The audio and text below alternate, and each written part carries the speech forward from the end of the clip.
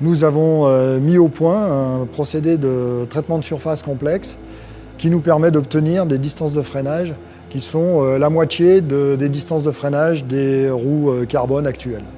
Tous ces process développés pour obtenir une jante très performante ont pris beaucoup de temps. On a mis environ plus de 3 ans avec une équipe de développeurs complète. Deux difficultés majeures dans la réalisation d'une jante carbone à pneus. La première, c'est la résistance du profil à la pression du pneumatique. Et la deuxième, c'est la résistance du profil à la chaleur que dégage le freinage. Une jante en aluminium est capable de dissiper la chaleur assez rapidement et l'aluminium lui-même résiste à des températures très hautes. Ce n'est pas le cas du carbone et notamment de la résine qui le compose, puisqu'elle ne résistera pas à autant de chaleur et va avoir tendance à se ramollir et à provoquer la rupture du profil. Notre objectif au départ a été déjà de détecter tous les modes de défaillance possibles de la roue, les mettre en évidence et puis ensuite, par le biais de tests très poussés, d'arriver à trouver les solutions techniques qui permettent de résoudre ces problèmes-là. Les solutions qu'on a mises en œuvre sont tout à fait uniques. C'est le mariage d'un insert en aluminium qui est en tout point différent d'une jante et qui lui-même est très léger de par notre maîtrise parfaite des technologies liées à l'aluminium, d'usinage et de mise en forme. Avec ça, le carbone lui-même a des propriétés très particulières. On associe plusieurs types de résines différentes qu'on soumet ensuite à des traitements thermiques selon un protocole très précis qui est soumis au secret. Cet assemblage de résine et ce post-traitement qui permet à la résine d'atteindre des températures très élevées et donc lui permet de résister à des grosses contraintes de freinage.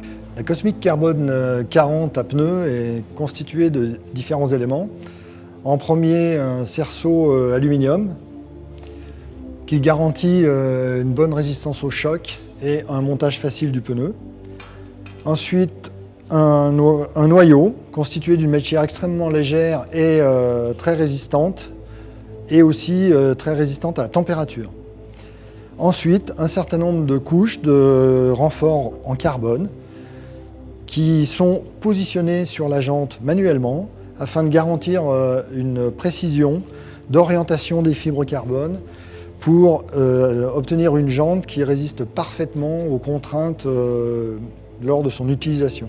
Ces opérations sont aujourd'hui manuelles. Entre chaque opération, on a un contrôle pour s'assurer du bon positionnement qui garantit une fiabilité de la jante par la suite.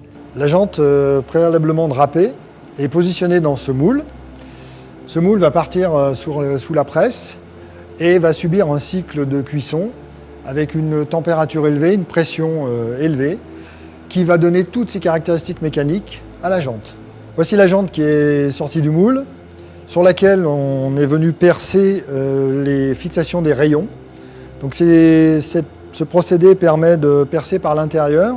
On vient percer l'insert alu que l'on a vu tout à l'heure au drapage. Ça nous évite de percer le fond de jante.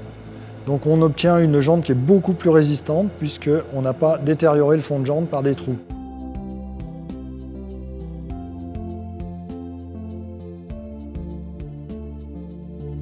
On a fait des tests qui sont vraiment extrêmes, vraiment pour garantir une résistance mécanique de la roue Cosmic Carbone 40.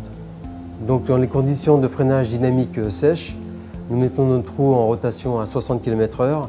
On effectue un freinage d'urgence sur une certaine distance qui était estimée par rapport à des résultats de terrain, qui nous donne des températures de freinage en sortie d'étrier au niveau du patin à plus de 200 degrés.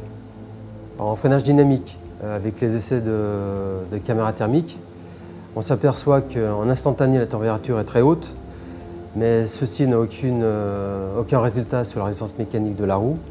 Et la chaleur est diffuse dans toute la roue, donc il garantit toujours un freinage optimal pour le pratiquant dans toutes les conditions, soit conditions sèches ou en conditions humides de freinage.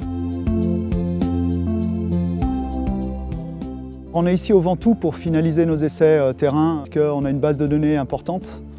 C'est un site référence dans le milieu sur lequel on peut mettre en contrainte la roue dans toute sa configuration. Le protocole de l'essai constitue à effectuer des descentes du col à une certaine vitesse avec un certain poids défini par nos ingénieurs afin de restituer le maximum d'énergie au freinage. Mesurer l'échauffement grâce à des pastilles de température à l'intérieur de la jante qui nous donnent des données importantes dans la fiabilisation. Donc depuis qu'on a commencé le projet, on a pu utiliser une centaine d'essayeurs avec des profils différents, car l'importance du freinage de chaque individu a été pris en considération dans le phénomène de freinage et d'échauffement de la jante.